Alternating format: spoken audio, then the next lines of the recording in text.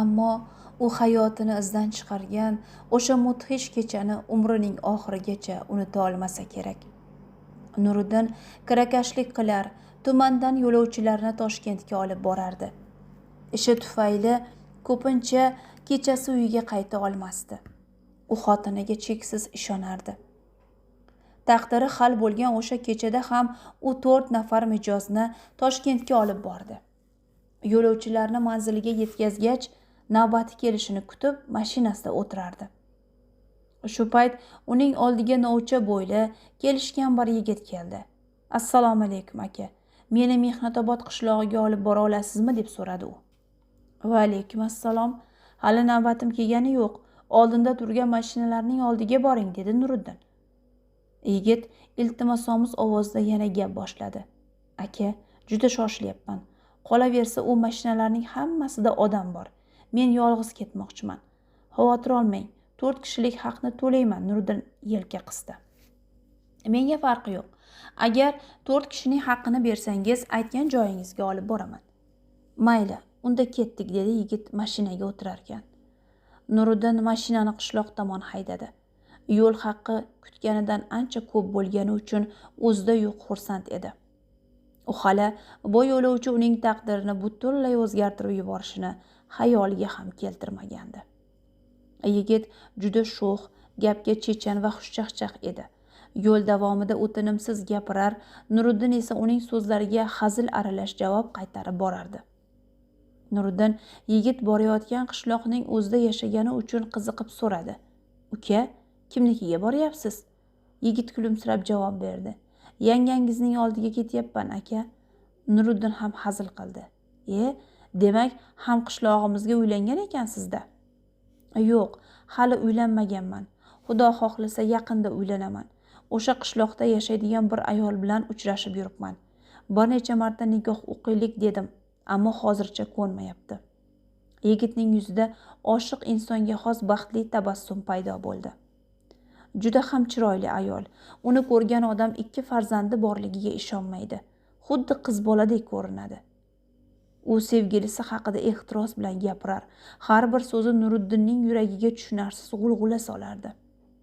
"Sir bo'lmasa, kimligini ayta olasizmi?" deb so'radi u. "Nega aytmay? Mana rasmini ham ko'rsataman." Yigit telefonini ochib, galereyadan bir suratni topdi. "Mana birga tushganmiz." Nuriddin telefonga bir nazar tashlashi bilan butun vujudi muzlab ketdi. Rasmda unga mehr bilan jilmayib turgan ayol uning o'z xotini edi. "Yo'q, bu bo'lishi mumkin emas. Men adashayotgandirman." Biroq qancha o'zini aldamoqchi bo'lmasin, haqiqat ko'z o'ngida turardi. Qo'llari titray boshladi. Peshonasini sovuq ter bosdi. Tomog'iga nimadir tiqilganday nafasi qisildi. Hatto mashina boshqaruvini yo'qotib, yo'l chetidagi daraxtga borib urilishga bir bahya qoldi.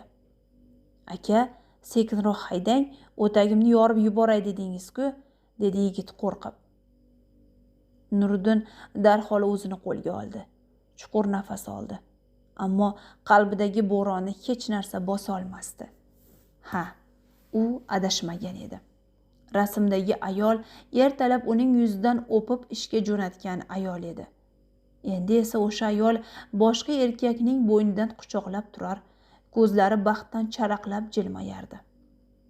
Nuriddin ko'ngliga kelayotgan dahshatli xayollarni haydashga urinar, o'zini bosish uchun yod bilgan barcha suralarni ichida takrorlay boshladi. U shu onda g'azabiga yengilib, yigitga biror yomonlik qilib qo'yishdan qo'rqardi. "Tanidingizmi, aka?" Yigitning ovozi uning xayollarini bo'ldi. Nuriddin og'ir yutinib, bazo'r javob berdi. "Yo'q, uka, men bu ayolni tanimayman. Qishlog'imiz katta, hammani tanish qiyin. Uning yeri qayerda ekan?" Yigit hech narsadan bexabar, xotirjam javob berdi. Eri bir necha yil oldin vafot etgan ekan. Hozir 2 nafar farzandi bilan hovlisida yolg'iz yashaydi. Bu so'zlar Nuriddinning yuragiga 2-chi marta xanjardek sanchildi. Endi u nafaqat xotinining xiyonatini, balki uning o'zini o'lgan deb tanishtirganini ham bilib olgan edi. U ayol bilan tanishganingizga ancha bo'ldimi deya vazmin ovozda so'radi Nuriddin. Ha, 1 yildan oshib qoldi, dedi yigit mamnun tabassum bilan. U menga xohlagan payti qo'ng'iroq qiladi, lekin qo'shnilari ko'rib qolishidan qo'rqib, uyiga faqat kechasi kelishimni so'raydi. Bu gaplarni eshitgan Nuriddinning yuragi go'yo ezilib ketdi. Baqirib yuborishiga bir bahya qoldi, ammo u yana o'zini bosdi. Jahl chiqsa aql qochadi deyishadi. Hozir hissiyotimga berilsam, hammasini barbod qilaman. Yo'q, men aql bilan ish tutishim kerak. Ey Parvardigor, menga sabr ber, to'g'ri yo'lni o'zing ko'rsat. Biroz sukut saqlagach yana so'radi. Bolalari-chi? Ular hech narsadan shubhalanishmaydimi? Men ularni umuman ko'rmaganman. U avval bolalarini uxlatadi, keyin mening oldimga chiqadi. Men kechani u bilan o'tkazaman. Ertalab esa bolalari uyg'onishidan oldin shaharga qaytib ketaman. Har bir so'z Nuriddinning qalbiga o'tkir pichoqdek botardi. Qanday tanishgansizlar? Instagram orqali. Nuriddin indamadi. Ko'zlariga yosh qalqdi, ammo u boshini biroz burib olgani uchun yigit buni payqamadi. Ey Xudo, menga sabr ber. Hozir jahlimga yengilmasligim kerak. U bir haqiqatni aniq anglab yetgandi. Endi xotinining xiyonatini o'z ko'zi bilan ko'rishi, barchaga farishta niqobi ortiga yashiringan iblisning haqiqiy yuzini ko'rsatishi lozim edi. Aks holda uning gapiga hech kim ishonmasligi mumkin edi. Shu fikr bilan u mashina tezligini pasaytirmay, qorong'u tun bag'rida jimgina manzil tomon harakat qilishda davom etdi. Ularning oldida esa Nuriddin hayotini butunlay o'zgartirib yuboradigan dahshatli haqiqat kutib turardi. Nuriddin yigitni xiyonatkor xotinining uyiga olib borishga qaror qildi. Undan keyin esa qizlarining pokligi bilan faxrlanib yurgan ota-onasini chaqirib kelib, barcha haqiqatni o'zlariga ko'rsatmoqchi edi. Endi gap shubha haqida emas, isbot haqida ketardi. Mashina qishloq tomon yo'l olardi. Uning ichida 2 xil taqdir yonma-yon o'tirardi.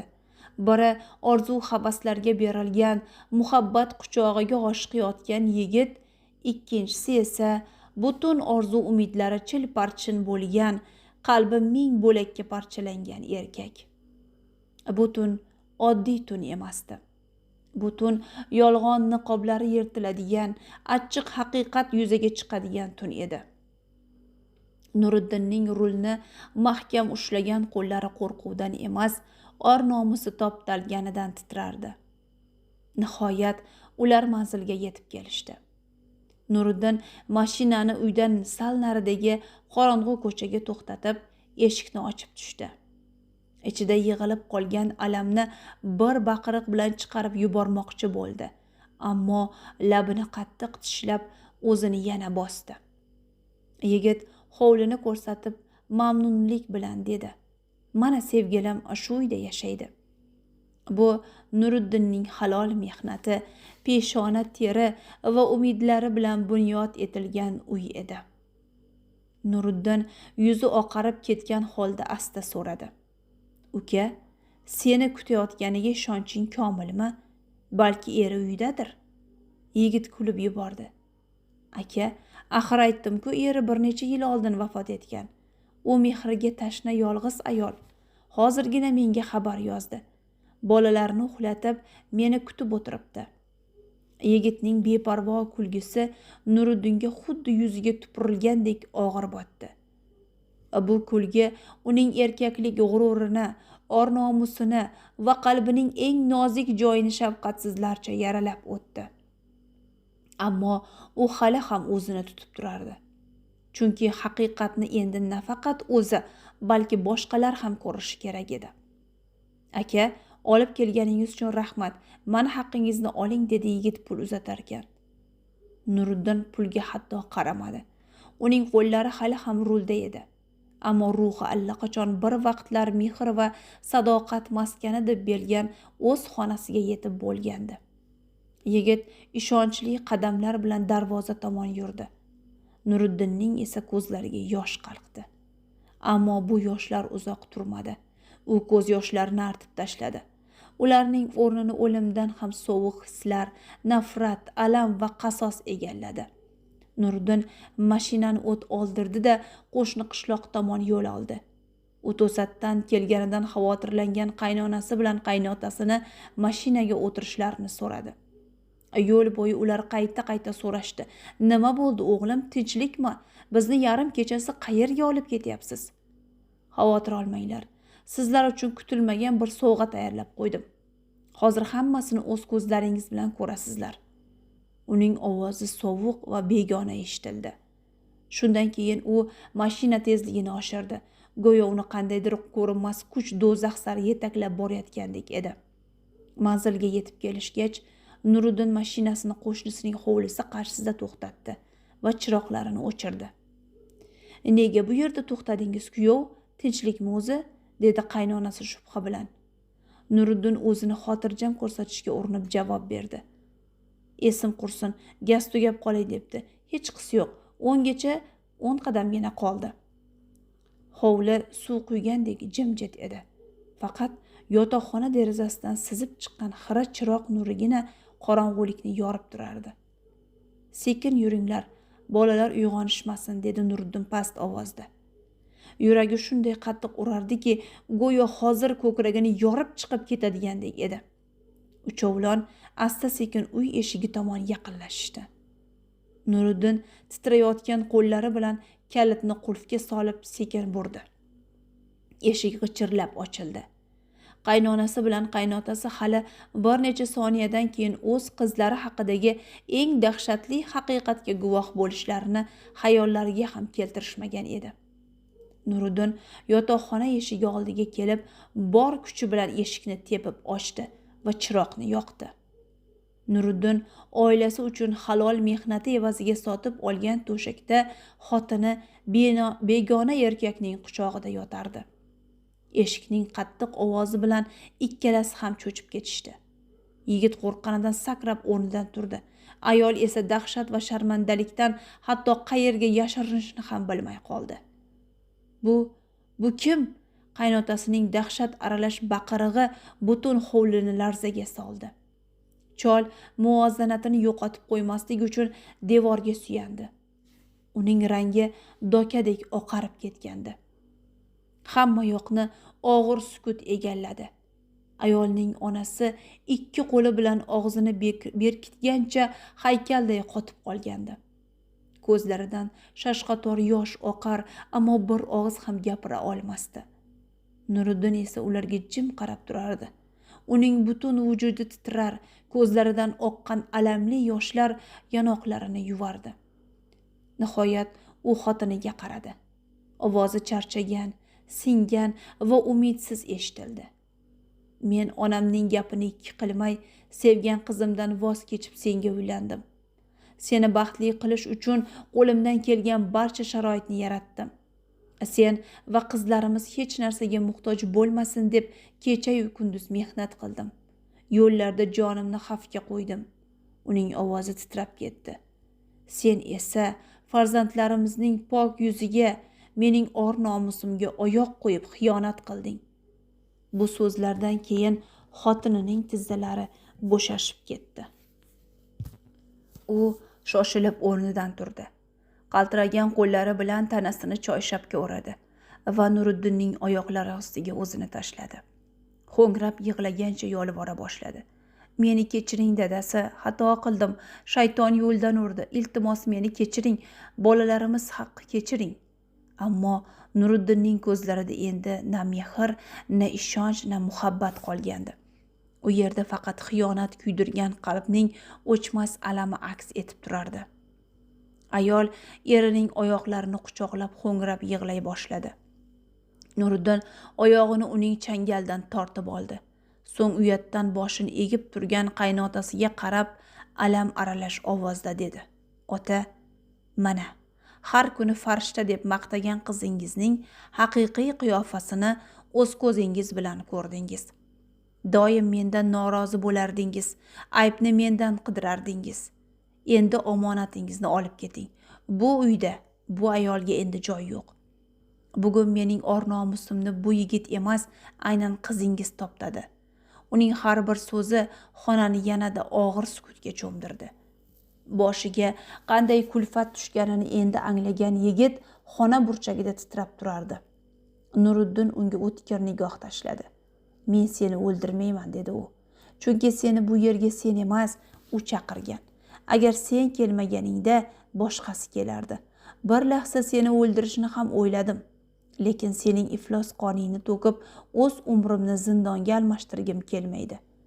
U eshik tomon ishora qildi. "Yo'qol, bu qishloqqa boshqa qadam bosmagin. O'ynashingni ham o'zing bilan olib ketishing mumkin." O'sha kecha Nuriddinning xonadonida qiyomat qoyim bo'lgandi. Qo'shni xonada shirin uyquda yotgan ikki bola esa shu kecha ularning bolaligi, oilasi va ishonchga to'la dunyosi abadiy parchalanganini hali bilmasdi. Nuriddin hovliga chiqdi. Osmonga bosh ko'tardi. So'ng butun alamini bir faryodga jamlab, bor ovozi bilan baqirib yubordi. Bu faryod go'yo xiyonatdan qalbi parcha-parcha bo'lgan barcha erkaklarning nolasiga aylanib, tun qa'riga singib ketdi. O'sha mudhish kechadan keyin tong otdi. Tog'lar ortidan quyosh yana nur sochdi. Ammo Nuriddin uchun quyosh endi avvalgidek isitmas, tonglar avvalgidek umid olib kelmasdi. O'sha nahs bosgan kechadan so'ng uning hayoti go'yo abadiy zulmatga g'arq bo'lgandi. Uning xotini tomon hatto qaramadi. Sovuq, qat'iy ovozda birgina so'z aytdi: "Taloq." Bu bir og'iz so'z xiyonatkor ayolning so'nggi umidlarini ham yakson qilgan og'ir hukm kabi jarangladi. Xonada yana sukut hukm surdi. Endi bu sukutni hech qanday uzr, hech qanday ko'z yoshi va hech qanday tavba buza olmasdi. Chol kampir uyatdan bosh ko'tara olmay, qarg'ab-qarg'ab sharmanda bo'lgan qizlari va uning ikki farzandini o'z uylariga olib ketishdi. Kechagina kulgi, mehr va orzularga to'la bo'lgan Nuriddinning obod hovlisi bir zumda shirin xotiralar qabristoniga aylandi. Uyning har bir burchagi unga o'tmishni eslatar. Har bir narsa esa qalbidagi og'riqni yanada chuqurlashtirardi. Ajrashish uchun ariza bergan kuni Nuriddin o'zini go'yo o'zi dafn marosimiga ketayotgandek his qildi. Sud zalida sudya unga qarab so'radi: "Ajrashishingizning sababi nima?" Nuriddin xotini tomon hatto bir marta ham qaramadi.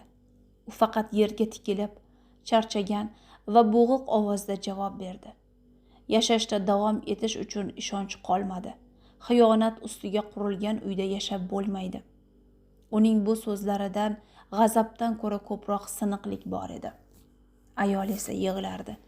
Balki u chindan ham pushaymon bo'layotgandir, ammo ba'zi xatolarning narxi juda og'ir bo'ladi. To'kilgan suvni qayta idishga yig'ib bo'lmaydi. Xiyonat ham singan oynaga o'xshaydi. Uni qayta-qayta yopishtirish mumkin, ammo qolgan izlari hech qachon yo'qolmaydi. Eng og'ir lahza esa ularning ikki shirin farzandi taqdiri hal qilinayotgan payt bo'ldi. Sud qaroriga ko'ra ikki qiz onasi bilan qoldirildi. Bu ayriliq manzarasi hatto tosh yurakni ham eritib yuborishi mumkin edi. Kechagina ular uchun butun dunyo bo'lgan otalarini yo'qotishdan qo'rqqan bolalar Nuriddinning tizzasiga yopishib olishdi. Nuriddin qizlarini mahkam quchoqladi. Yuzlaridan o'pdi. Ularning sochlaridan kelayotgan bolalik hidini so'nggi bor yuragiga jo qildi. So'ng past ovozda pichirladi: "Qizlarim, men sizlarning taqdiringiz bunday bo'lishini istamagan edim. Men sizlarni baxtli ko'rishni orzu qilgandim." Uning ovozi titradi. "Ammo men endi onangiz bilan yashay olmayman. Meni kechiringlar." Nuriddin ko'zlaridan oqib tushayotgan achchiq yoshlarni kafti bilan artishga urindi. Ammo ba'zi og'riqlarni ko'z yoshi ham yengillata olmaydi. Ayol ikki qizini olib ketdi. Nuriddin esa yana bir vaqtlar baxt va mehr to'la bo'lgan, endi esa sukutga cho'mgan o'sha katta hovlida yolg'iz qoldi. Uyda endi bolalarning kulgusi ham, xotinining ovozi ham yo'q edi. Faqat xotiralar va yurakni ezadigan sukut qolgandi.